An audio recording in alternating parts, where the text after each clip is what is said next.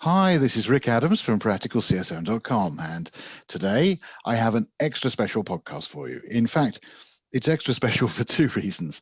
Firstly, it's special because it is accessible in two formats, both as an audio MP3 version and as a video MP4 version.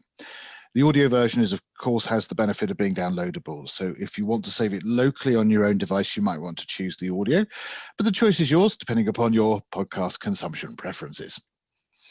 Secondly, it's special because instead of the usual one person as a guest, I have no less than three guests with me in the discussion. Three post-sales professionals from Hubspot in Ireland, in fact. And so we get a really well-balanced and rounded conversation on the topic of adjusting to remote working in the new normal. Both video and audio versions have been divided into three parts of roughly 20 minutes each, and you are currently watching or listening to part one. Parts 2 and 3 will be published very soon, but for now, please sit back and enjoy part one. Hi, my name is Rick Adams from practicalcsm.com. And today I am joined not by one guest, not even by two guests, but by three guests. Three colleagues from HubSpot, namely Tatiana Stolzenberg, Partner Customer Success Leader for EMEA, and known to her friends and colleagues as Tati. Vanessa Vignolo, who is Customer Support Manager, and Rory Kelly, Manager Customer Onboarding. All three of them are based in HubSpot's Dublin office, located in the green and beautiful island of Ireland, where I am also located, although I'm out in the countryside. I'm not in the city. In case you haven't heard of it, and I'm guessing for the vast majority you have, HubSpot provides a comprehensive cloud-based business platform for its business customers to record and perform marketing, sales, service, and support tasks via a simple-to-use centralized system. HubSpot has undoubtedly proven itself as a real SaaS business success. Formed initially in 2004 and now employing over 3,700 members of staff across 10 global offices and servicing over 86,000 customers in more than 120 countries. And just to point out to everyone that although my three guests do all work for HubSpot, they are here today representing their own thoughts rather than any official opinions from HubSpot itself. So, Tati, Vanessa, Rory, a very warm Irish welcome to all three of you. Thanks, Rick. Thank you. Hi. Okay, so look, part of HubSpot's massive success is, of course, without a doubt, down to the cleverness, simplicity, and intrinsic value of its software. But alongside its platform, HubSpot as a company also places a large degree of importance on community and morality and on treating customers and employees as real people, as well as valued clients and members of staff. So, of course, when the whole COVID-19 thing occurred from Q1 onwards of 2020, HubSpot wanted to make sure it was doing as much as it could do to support its customers through these difficult times, but also and simultaneously to support its employees through the difficult transition from office-based to remote working. And the topic for today's conversation is adjusting to remote working in the new normal. And I'm really excited to be talking to the three of you about this very interesting subject. But before we dive in, I'd like to ask each of you to give perhaps just a very brief introduction to who you are, including your background and what you do now, starting with Tati, moving to Vanessa, and then finally Rory, please. Hi, my name is Tati. As Rick mentioned, I am leading up the partner success team in EMEA. I'm German, as you might hear from my accent. But I enjoy living in Malahide in Ireland. It's definitely been a whirlwind, but I'm excited to share my viewpoints and some of the learnings from adjusting to the new normal. Thank you, Tati. And just to say, you know, I think you've got an Irish accent, not a German accent now. Perfect. So I'm Vanessa. I am a support manager, customer support manager here in HubSpot. I've been in Ireland for about almost coming to 9 years now. I'm originally from Venezuela, have Brazilian, so there is a big mix there. And yeah, I'm excited to talk about this topic, which I believe it has been a learning process for a lot of us. So. Cool. My name is Rory, and I've been in HubSpot for nearly 8 years at this stage. So this subject matter is pretty close to me. I've seen HubSpot grow up the last 8-10 years that it's been in Ireland. A subject that I'm really interested in talking about today, and I'm looking forward to sharing with my colleagues we're adjusting to this new norm. Great. Thank you very much, all of you. And usually, of course, I'm interviewing just one person.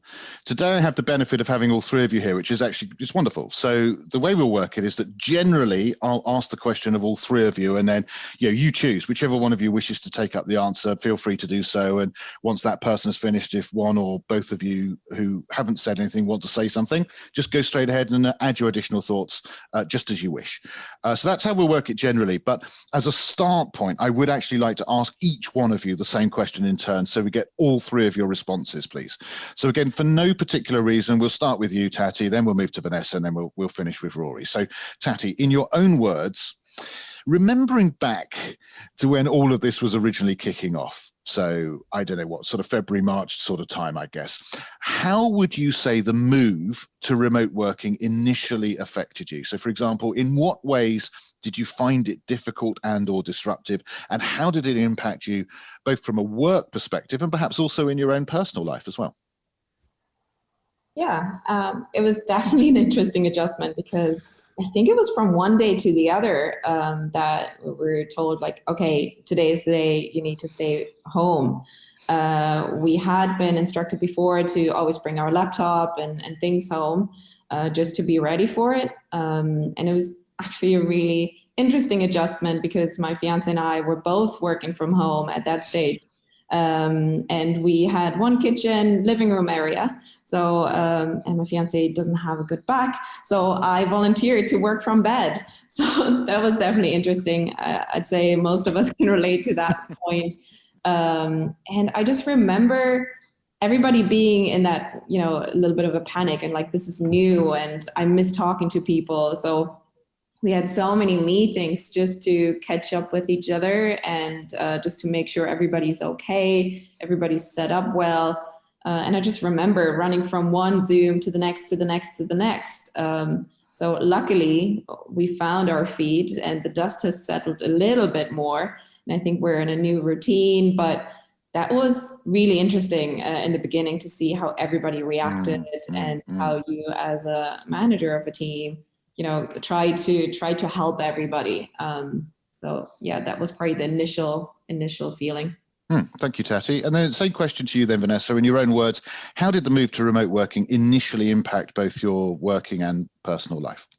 Yeah, so funny enough, I was on maternity leave when everything started to happen. So during March, I wasn't working. I was still on my maternity leave. I was planning on coming back in May originally. Then things were still a little bit unstable. I pushed it out to June and to see if we were going back to the office. At the time, I still had hope to go back to the office. That didn't happen. I came back. So it was definitely an adjustment. I think not being able to get out of the house and maybe change that mindset from, okay, I'm home with the kids to now I'm in the office. Let's focus on like getting back up to speed and so on. It was an adjustment. There was a lot of stress of like not having crash were closed. So luckily I had my parents that were keeping the kids while I just came back and adjusted to being working. I definitely went through a roller coaster in a very short period of time. I think I keep saying that I was just late to the party. I think everyone had gone to a little bit of like that before, but were more comfortable by the time I joined. So there was a lot of communication. I was really open with my team as well as to missing those interactions, even getting context on some of the changes, that context that sometimes happens over a lunch or over a coffee chat. So it's making sure that I wasn't missing on that, but at the same time, not creating too much work for my colleagues either. But everyone was extremely supportive. So I've been back for 4 months now and definitely well more adjusted, but it was a tough transition. Thank you, Vanessa. And finally then, Rory, the same question to you as well. How would you say moving from office-based to remote working from home initially impacted you and your family? Yeah, I mean, it's one that I reflect on every day and have done for the last 7 months. The initial month or so of this was a novelty. It was kind of interesting, but then it slowly got into it being irksome. For me, being in the office was the be all and end all. I just never worked from home. It wasn't something I was interested in. I really love the buzz of a large office environment, and HubSpot's culture is very community driven and connection oriented. So that was robbed from me, taken from me overnight, and it become quite a, like, as I said, irksome thing. The other impact that it had on me is from a procedural perspective. I'm quite an informal person when it comes to working in the office, and my team of 15 people, I love spending time with them in the same room, conversing with them, having conversations, asking the questions eye to eye. And that's removed. It's a very different mechanical culture now that it took me, I'm still kind of adjusting to that. From a personal perspective, it was again strange that you're now in a bubble, of your own bubble. Your home and your work is blended. And I think a lot of people kind of struggle with that. And it was something I struggled with as well in the early stages, was the lack of separation of work life and life. But over time, that sort of becomes the new norm, and you adjust and you find certain small things to help you make that separation. But each day is a learning, Rick. Every day is something new. My main concern was making sure that my team felt connected, supported by me as a manager. I'm not able to do what I did before, which is be with them in the real sense. I now have to try to translate that into a Zoom and a digital sense, which is a challenge. It's something that HubSpot's very good at, trying to put processes in place to help with, but it's an ongoing journey. But it's been very interesting in the last 7 months. Okay, so it would seem to me that it would be fair to say that there was a good deal of disruption that all three of you experienced. And I don't know, I hope you would agree with me. I think you would agree with me if I said that you almost have to go through it to know what the impact is going to be, because it's not necessarily obvious at the start. It's not like it's one big impact and that's it and it's very visible. It's more like lots of small, even perhaps fairly imperceptible impacts that kind of combine but have a large overall influence.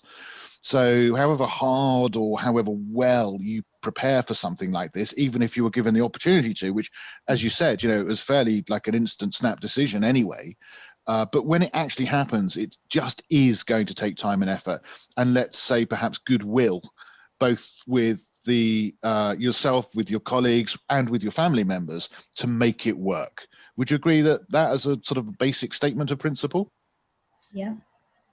Yeah, I think so, Rick. I mean, I think the watchword that we've all seen the last 7 months is resourcefulness and adaptability. And this is the human condition anyway. And if we celebrate, which HubSpot does, the human condition, then you're able to lean into those adaptabilities and those resourcefulnesses. Everybody's appreciative that this is a difficult time, and we don't have a script for it. We're finding our way through it day by day. But you're right. It's all about being human. It's all about being sympathetic towards one another and adaptable. Okay, so empathy and agility are going to help. Very much so. Okay, let's turn to the real heart of the topic of our conversation, which is to learn about what your company, HubSpot, and what you yourselves as individuals did to adjust to this new normal of working remotely from home. I know each of you told me about your own experiences of how you're impacted. So who'd like to start us off, perhaps initially talking about the role perhaps of the company in this? So my initial question is, how did HubSpot take the initiative, as it were, in helping its employees to adjust to the new normal? And indeed, what should the role of the employer be in these circumstances? In other words, what should an employee expect in terms of help and support from their employer in this sort of situation? I can jump in on that one if you want. I mean, communication, sorry, Tani, I'll be short. Communication, and if you ask any of the employees in HubSpot globally, communication from the top tier, let's say, was paramount to this thing. We had our chief people officer, we had Brian Halligan, we had Dharmesh Shah, the guys who founded the company, continually communicating to everyone at exactly the same level and in a very empathetic way. Where we were going. These individuals were also very forthright in saying that they didn't know what was going to happen next, but they were very much in terms of tuning into what we needed. They were always at the forefront. So initially, communication, regular communication from our leadership. Tati? Yeah. And I remember feeling that it was just the right thing to do, right? HubSpot told us before it was official lockdown, like stay home if you don't feel comfortable going into the workplace. Stay home if you have vulnerable family members. And I think that flexibility was nice, to see again. It's nothing that I was surprised of, because that's the way HubSpot is in general. But I think it was important to get that messaging, like, okay, this is new and we all can and should work from home. So I really, really appreciated that. And then we were also able to take, screens with us, chargers and whatnot. I think, Vanessa, maybe you can talk to that point. I think they gave extra laptops for parents, so that way the kids could, play certain games or continue their schooling through a laptop. We got a stipend, so we could spend some money on setting our desk up. And I think the biggest part is probably just the trust from our director. I felt really trusted to do the right thing. In the beginning, I really felt like, oh, I need to cook for myself now. I need to walk with my dog. I don't think my 45-minute lunch is going to cut it anymore. And, people are like, yeah, you need to find the right working rhythm and schedule that works for you. And I really felt trusted to just do that. Right. I now have a longer lunchtime, and, I have a hard cut, and I have a hard cut in the morning and at evening time to be like, okay, work is done. And now I can close my laptop, put it into a hidden space and, have my private life. So those were probably the things that stood out most to me in, what HubSpot did. Do you want to add to that, Vanessa? Yeah, definitely. Just a quick add. I think by the time I rejoined the company, of course, to Rory's point, there was just so much communication available. And on top of that, there were just so many articles as to like how to adjust to that, how to better leverage Zoom, how to engage with your teams through Zoom, all those ideas of activities, because I still feel it's a learning process. It's definitely not something I've nailed, but I know that the company gave us a lot of resources to start with and then build from there. And I think that was key. I think to Tadi's point as well, the trust and the flexibility as to this is all new. We are probably juggling so many things at the same time, and everyone in their own personal life as well. So I think that flexibility and that trust from the company makes a huge difference, because you will continue to get the best out of your employees, but at a balance. It's not something that you have to choose either I work or either I leave. It's like, okay, let's try to combine that and see how can we make it work. So openness and honesty about the situation, and making sure that people are aware of it. Thoughtfulness and empathy about individual situations, and flexibility where those individual situations make it perhaps a little bit harder. Resources, a little bit of money to help set up the office or an extra laptop or whatever. And I love that point about trusting people so that they don't feel micro-monitored and they have to justify why they are not available at a certain moment in time because they're having to, change the nappies or take lunch, or they've just finished. Thank you very much. I've done enough today. So that's really good points. Love it. Okay, that's the end of part 1. Part 2 will continue the conversation, and this will be released in a few days' time.